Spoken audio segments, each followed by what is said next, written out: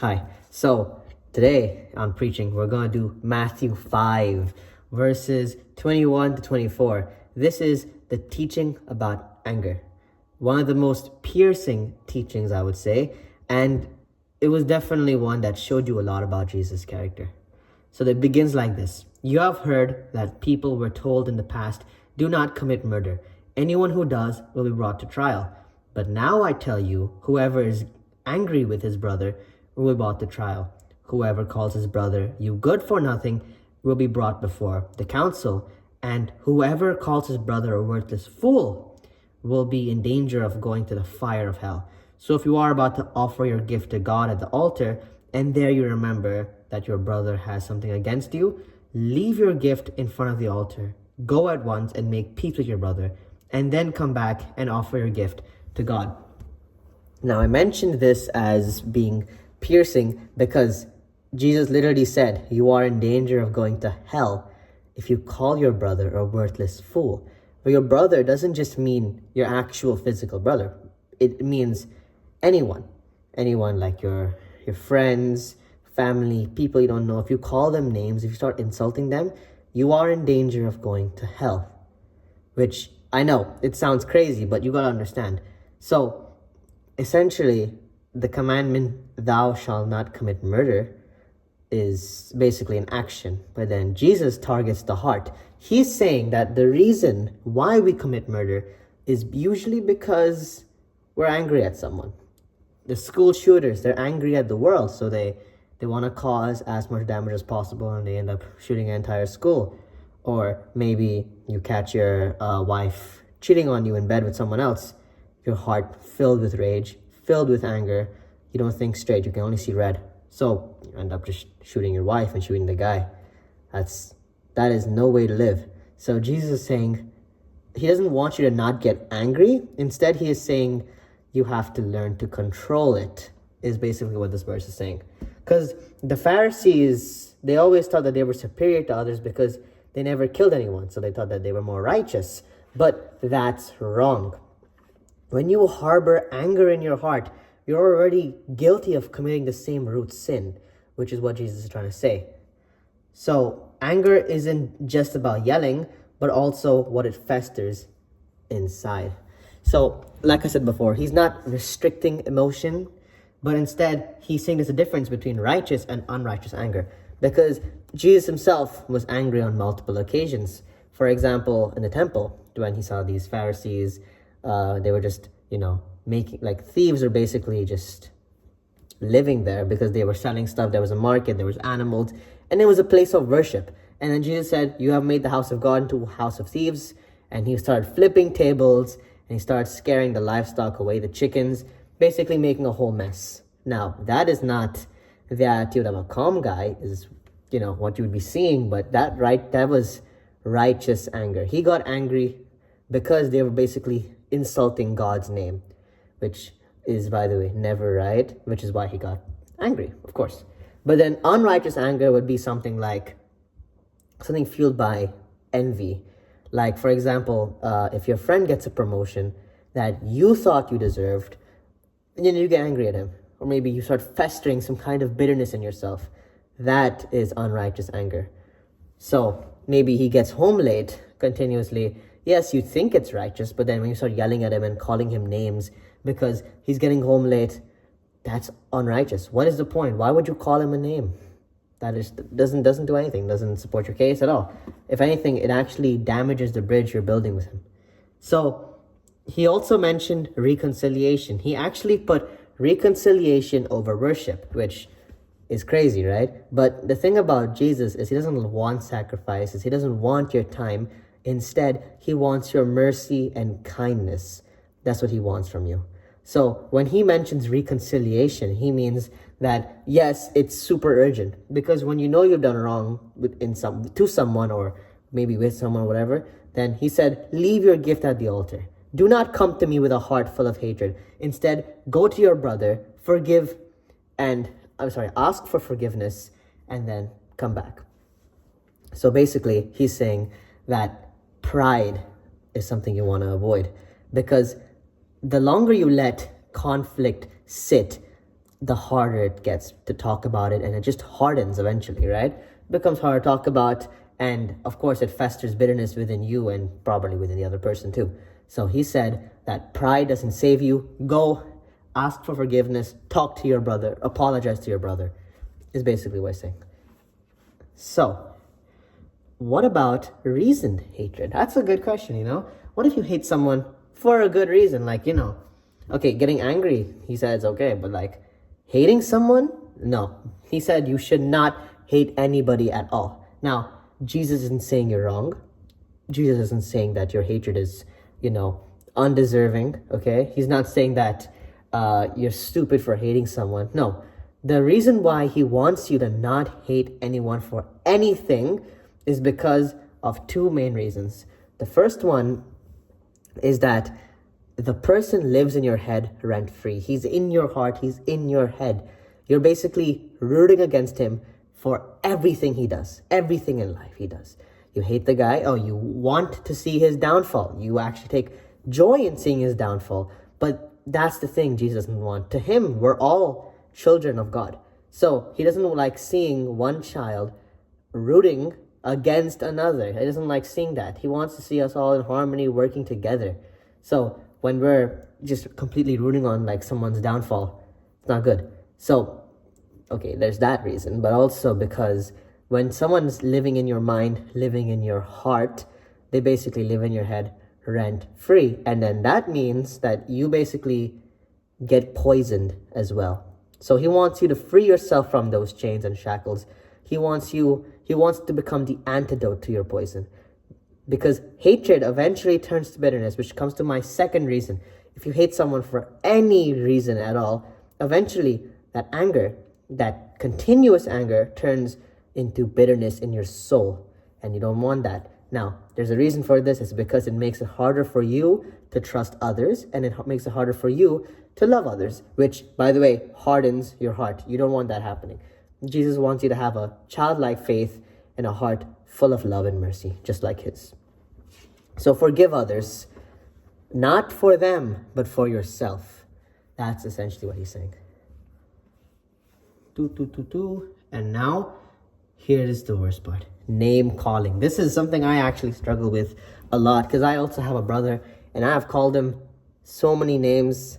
And, after reading this verse, I kind of felt called out. I kind of felt like I was on the road to hell. And by the way, I called him an idiot for everything. And my pride always got in the way, because whenever I don't know how many people you see your sibling as competition, but whenever he was doing well in something, I'd always try to bring him down. But bringing him down never brought me up. And that's definitely where I went wrong as a brother. So, name calling. Jesus has a really big thing against name calling, because it plants seeds of sorrow in your relationship. Now, here's the thing. If you call someone an idiot or maybe stupid for something that, they did, right? You might think it's a joke. But what if the other person doesn't see it as a joke? What if I went up to you and said with a straight face, just, you're an idiot? You don't feel so good, do you? Yeah, it doesn't make you feel good. So, going up to someone, calling them names, it will essentially slash their God-given dignity. Their God-given image. You basically slander their name. And what it does is it plants seeds of sorrow in their relationship. Now, I mentioned this word seeds of sorrow is because there's a lot of times where my really close friends have called me a name and it's stuck with me. Like, it really stuck with me. Like, sometimes I wouldn't know they're joking. They would just say, Aston, I genuinely think you're stupid. And then I just start questioning my own worth. I'm like, is that true? Is that all they think I am? Stupid? And eventually, that's where it starts. And it's stuck with me for a very long time. Of course, now I've gotten over the insults, but when the lights go out, someone calls you a name, it really does stick with you, which is why Jesus does not say you should name call anybody. And by the way, if you are going to mock someone or name call someone, you have to let them know that you're joking. Or otherwise, it genuinely can lead to a bridge being burned. So, you want to avoid that. So, it crushes dignity and it poisons the relationship you're supposed to be protecting. So even if you are angry at someone, like for example, let's just say the guy who's always late, you don't call them stupid for not setting an alarm. You don't slash their God-given worth. Instead, you just tell them again and again, hey, I don't think it's right that you're always late. Please come early. Insulting them does not help your case. Calling them an idiot or like any kind of name does not help your case at all. It doesn't make them listen to you more. It doesn't make you any more right. So why call them a name? Why harm your relationship with them? It just doesn't do anything. That's basically what he's saying. Frustration does not justify humiliation. Correction does not need insults, which a lot of people have struggled with, and I still do. Sometimes I just let the words out. Name calling is basically anger and sarcasm. It degrades their worth, and it goes against everything that Jesus teaches: love, humility, patience, mercy. Mocking is another thing he mentioned in this one too. So I remember the first time I read this, I was really distraught. I was genuinely scared of Jesus, because up to this point, Jesus was forgiving, he was tolerant, he was ever loving, and he, by the way, he still is all those things, right? But you gotta understand that Jesus came to the world because of our sins, because to free us from our own sins. And of course, he's still here, right? But he's not physically here, right? So he wanted to, so when people were writing his Bible, he made sure that these teachings stuck with them, right? And he made sure that you guys knew the severity of what you were saying, because the reason why humans are given grace and forgiveness is because we don't know the implications of our actions. We don't know how insulting someone affects their relationship with us, and of course how, basically our punishment to God is essentially what I'm trying to say. We don't have that perfect information with God, or the perfect information of our actions. We don't know it, which is why we're given mercy, which is why we're given the ability to repent, unlike angels, but that's for another video. So let's get back to the topic, right? Mocking. Okay. So mocking is tied to rebellion against others, but ultimately it's against God. Now, of course, it's all jokes, that we say, oh, I made fun of him, right? But here's the thing, you got to take into account every worthless word you have spoken on the day of judgment. So, of course, I would rather have less worthless words, less words filled with hatred and venom compared to more, obviously. It looks better on my CV in heaven, that's what I'd say. You can still joke with someone you love, you can mock someone for saying something stupid, right? Or, like maybe just make a reference to what they said, of course, right? But the mocking that Jesus is talking about in this situation is basically mocking to make someone feel small, mocking to make yourself look like a better person, or maybe a stronger person, make yourself viewed in a more good, in a better light, basically. That's why you would mock, right? Now, of course, situations where they did say something dumb and then you mock them for it or something, right? But if you want to make them feel small, if it's fueled by pride, or if it's fueled by envy because you want to make them, smaller in the conversation, then that's the mocking that Jesus is telling you not to do. Because the reason why he's so serious about this, the reason why he says you're going to go to hell for saying this, is because Jesus himself was mocked. He was mocked. He was spat on. He was stoned. And on a lot of occasions, he was actually eventually crucified on that cross. And people were still mocking him on that cross, by the way. The Pharisees said he could save countless people, but he couldn't save himself. And there was so many more instances where Jesus was mocked. And by the way, to this day, he is still mocked. He was given a crown of thorns because he's, quote unquote, the king of the Jews, right? And honestly, I can see why he's so severe about mocking. So that's why he says this. Mocking is fueled by pride, and ultimately mocking goes against God, because you mock, you insult their God-given image. Don't name call, don't mock, don't make fun of others. That's basically it. Now, the thing is, here's the crazy part. I'm going to go a little bit off topic, but Jesus actually forgave all those people. What? Yeah, God's love is infinite, it's eternal, it's everlasting, and it's the same yesterday, 1,000 years ago, today, 1,000 years later, and in the future. Doesn't matter. His love is going to stay the same. No matter how much our faith wavers around, his love is constant, it's the same, and it's infinite. Jesus, imagine you're on that cross, people are making fun of you. You are still forgiving them. Jesus said, Lord, forgive them, for they do not know what they are doing. That is crazy. He's, by the way, in pain, complete pain, suffering. He is fully God and he is fully human at the same time. So he fully understands our pain, and yet he still forgives us. That's just insane. I honestly cannot imagine it. So let's get back to name calling, right? So, of course, you shouldn't call anyone names. Jesus mentions you shouldn't call anyone anything, actually, right? Just goes against their worth, right? Seeds of sorrow, etc., etc. But what about positive name calling? Is that bad? So, positive name calling actually builds their worth and doesn't destroy their worth. So, Jesus actually encourages it, right? Because, listen, Jesus, yeah, he knows everything, but he didn't call Judas a snake for betraying him. He didn't call Peter or the disciples fools for not trusting him, in the beginning. He didn't call us idiots for not believing him either. Jesus is not that person, right? Jesus never degraded someone. Jesus never brought down someone to their lowest point, basically.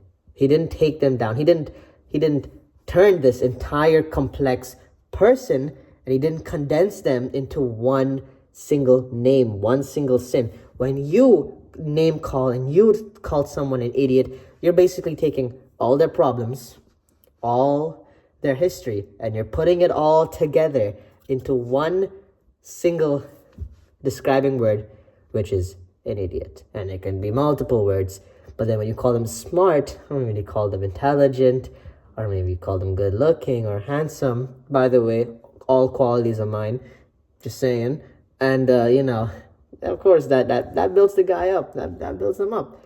And, of course, it strengthens your relationship, which is what he kind of wants from us, right? He wants us to have a stronger bond with each other, because that's the way that God's grace will truly be found, because blessings are amplified when we are working together, which, by the way, you will see in Matthew 15 very soon, if I can get these videos out faster. So, like I said, he didn't call Peter a coward when he defied him. He didn't call Thomas an idiot for doubting. And he didn't call Judas a snake to his face, even though he knew he was going to betray him. So positive labels, they build, they don't break. They reinforce, they don't destroy. That's why he likes them. But positive labels, when they turn to pressure, they can be destructive. Because when you constantly call someone smart and you're constantly trying to pressure them into this good performance, because we are humans, we don't always perform well. This could be in the gym, this could be academic, this could be in your career. You're going to have low points in life, right? You can't expect to always do well, right? Eventually you're going to fall. You're going to hit a recession. It just happens. It's natural, right? You shouldn't hate the fall. You shouldn't be scared of the fall. So when these positive labels create pressure, when you call people smart, intelligent, to flatter them, right? That's when it becomes a little fake. So Jesus wants you to keep it real with others. And he's saying praise should be truthful, not just flattering. He essentially said, keep it real or keep your distance. That's what Jesus is saying. And that's it for teaching of anger. So, like I said, I listened to this on the bus when I was 17, listened to this in the bus. It was like 5 a.m. Oh my goodness, hit me like a truck, dude. I was scared of Jesus because first time he said, you're going to hell for doing this. And I felt called out. This Bible, by the way, is more than just a holy book. When you really start reading it, understanding it, and learning about Jesus, eventually it becomes more of a mirror full of light. It reflects your own sins. Jesus is the light, okay? And of course, like light, look what light does. So you can see the light bulb above me. It exposes the darkness. If Jesus is the light of your soul, it'll expose the darkness of your soul. Darkness that you try keeping hidden in your heart, right? Jesus exposes that. And that's where conviction comes in. Conviction leads to salvation only if you let it. Do not harden your heart. Do not become a Pharisee, bro. Do not become a Sadducee, bro. Follow Jesus and trust me. Learn about him, understand him, and you will be amazed. You will be in awe in his greatness. That's what I did. One time I was, I think it was the 18th of July. That was true love. That's when I actually experienced his love, and I literally broke down in tears, right? I was crying in sadness. I can't believe they killed a man like that. And also in greatness, because how can someone love me that much? I just don't know. I still can't wrap my head around it. But I felt his presence, and honestly, being a Christian rules, bro. Love y'all, and you know what? I want to give a quick shout out to Arindam and Ash&Milk and Arjun, three of the goats, right? Three-headed dragon. There was what's that guy? There's a dog in hell or something with three heads, a three-headed dog. I can't remember his name, but either way, it's like that. Those three people, they're always grouped together. So, I just want to say though, there was a video of Ash&Milk, and he was confessing to Finn. No, he wasn't confessing to Finn, but he was forced to call her at a prank. Genuinely, bro, he's being put on a list or something, bro. That video was so embarrassing, bro. My head was against the wall. My balls shriveled up like a raisin, bro. I could not watch that video, man. Either way, thanks to Arjun for sending me that video. Beautiful. And honestly, it makes me feel like I'm still in Dubai, even though I'm so many miles away, and I'm alone over here, right? Still got my boy Jesus with me. So, just saying. Also, Arindam smells terrible. Big veg. Love that guy though. Peace out.